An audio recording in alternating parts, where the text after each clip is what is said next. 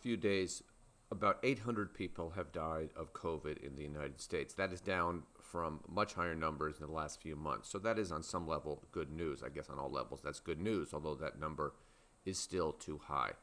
Equally significantly, the war in Ukraine, Russia's invasion of Ukraine and attack on Ukraine, has kept COVID out of the news and off of the front page, so to speak, for several weeks now, more than a month now. This is the first incident, the first event that has pushed COVID out of the news so enduringly. And this seems to me to be the next phase of the disease.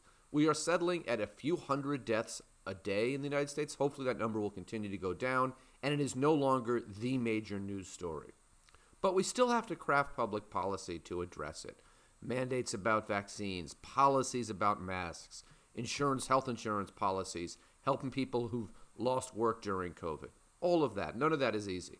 One way that I think it is essential to think about this is that our COVID policy should not be distinct from our healthcare policy. We don't need a good COVID policy. We need a holistically good healthcare policy. So COVID is a reminder of the problems with the healthcare system in the United States, and that's what we need to address. Rather than separate COVID out from the rest of healthcare, let's incorporate COVID into our concept of healthcare and address the healthcare problems more broadly.